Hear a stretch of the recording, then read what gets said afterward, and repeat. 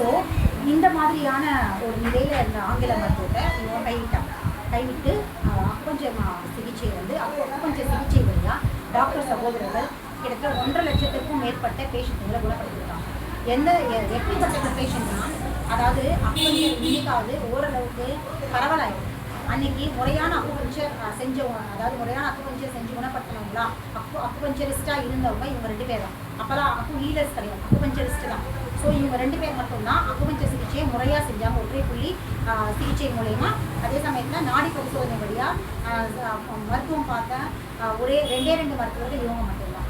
So இவங்ககிட்ட அப்போ வந்து அக்குபஞ்சர் அப்படிங்கிறது வெறும் வலி நிவாரணையாக இருக்குது. ஸோ இவங்ககிட்ட வர பேஷண்ட்ஸ் எந்த நிலையில் வருவாங்க அப்படிங்கிறத யோசிச்சு பாருங்க.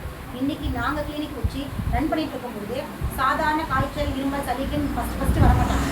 எங்ககிட்ட சிகிச்சை எடுத்துகிட்டு இருக்கும்பொழுது நடுவில் வேணால் ஜுரம் வந்திருக்கு, இல்லை இருமல், சளி, லூஸ் மோஷன் அப்படின்னு சொல்லி வருவாங்க. ஆனால் ஆரம்பத்தில் முதல்ல சிகிச்சைக்கு வரும்பொழுது எப்படி வருவாங்கன்னா, பெரிய லெவலில், அதாவது ஆங்கில மருத்துவத்தால் கைவிடப்பட்ட, அதாவது இதெல்லாம் குணப்படுத்த முடியாது, அறுவை சிகிச்சைக்கு தான் போகணும் அப்படிங்கிற நிலையில் வரவங்க தான் இங்கே வருவாங்க. ஆனால் இதுக்கும் எக்ஸ்டென்ட் லெவலில் தான் அன்றைக்கி டாக்டர் சகோதரர்கிட்ட போயிட்டு இருந்தாங்க. அதாவது ரொம்ப மோசமான நிலையில் இருக்கிற பேஷண்ட்ஸ் தான், அதாவது கர்ப்பப்பை எடுத்து போடுறதோ இல்லை உறுப்புகளை கட் பண்ணி எடுக்கிற நிலையில தான். அன்றைக்கி கூட பார்த்தீங்கன்னா அவங்க சிகிச்சை பார்த்த காலங்களில் அவ்வளோ சீக்கிரமாக வந்து ஆப்ரேஷன் லெவலுக்கு போனது கிடையாது. டாக்டர்ஸ் அந்தளவுக்கு போக மாட்டாங்க. இறுதியான நிலையில தான் வந்து ஆப்ரேஷனுக்கு போவாங்க. மெடிசின்ஸ் கொடுத்து க்யூர் பண்ணுறதுக்கு தான் அன்றைக்கெல்லாம் வந்து ட்ரை பண்ணாங்க. கடைசியான நிலையில தான் வந்து போவோம். அப்போ இவங்ககிட்ட வர பேஷண்ட்ஸ் எப்படி இருந்தாங்கன்னா, இந்த மாதிரியான தீவிரமான நோயில் உட்பட்டவங்களுக்குலாம் வந்தாங்க. ஸோ அப்படி அவங்க தீவிரமான நிலையில் ஆங்கில மருத்துவம் கைவிடப்பட்ட கேன்சர் பேஷண்ட்ஸ் மாதிரியான தீவிரம், அப்போல்லாம் கேன்சர் தான் வந்து உச்சபட்ச நோய் இல்லையா? ஸோ அப்படியான பேஷண்ட்ஸ் தான் இவங்ககிட்ட வந்து கிட்டத்தட்ட 1.5 லட்சத்துக்கும் மேற்பட்ட பேஷண்ட்ஸ் வந்து குணப்படுத்தி அவங்கள அந்த அக்குபஞ்சர் மருத்துவத்தை வந்து பரவலாம். இவங்ககிட்டேருந்து படித்தவங்க தான் கம்மம் அகாடமி வந்து மாஸ்டர்ஸ் எல்லாம் படிச்சிருக்காங்க. ஸோ இப்படி தான் வந்து அக்குபஞ்சர் மருத்துவம் இந்தியாவுக்குள்ளே வந்து டாக்டர் சகோதரர்களாக வந்து, சரிங்களா?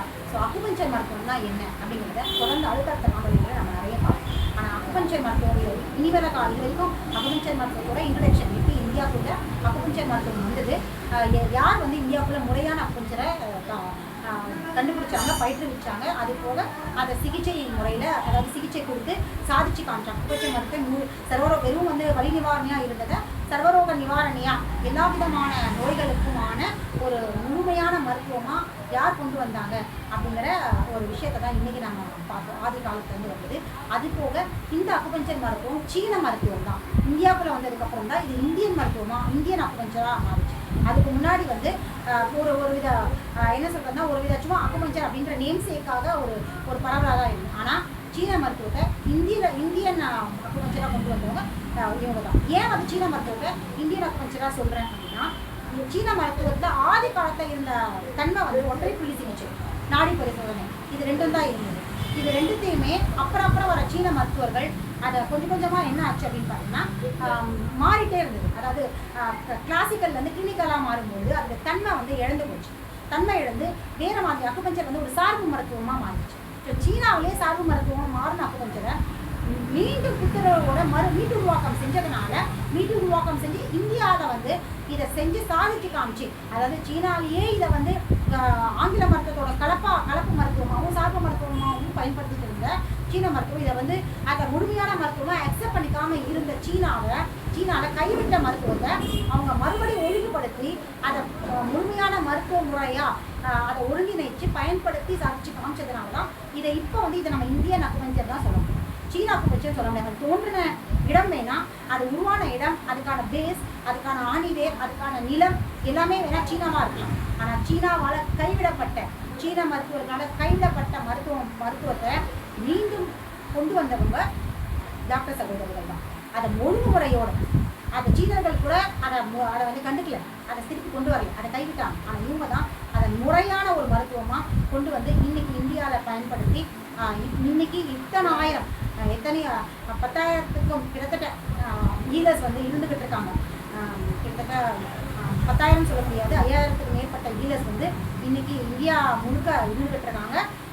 அவங்க இப்போ டாக்டர் சகோதரர்களே 1.5 லட்சம் பேஷண்ட்ஸ் குணப்படுத்திருக்காங்கன்னா, அப்போ நாங்கள் நாங்கள் எத்தனை பேரை குணப்படுத்திருக்கோம். எங்களுடைய மாஸ்டர் வந்து கோச் முகமது மீரா இருக்கார் இல்லையா, அவரே ஃபஸ்ட் மந்த்தை படித்தவர், ஃபஸ்ட்டு ஸ்டூடெண்ட்.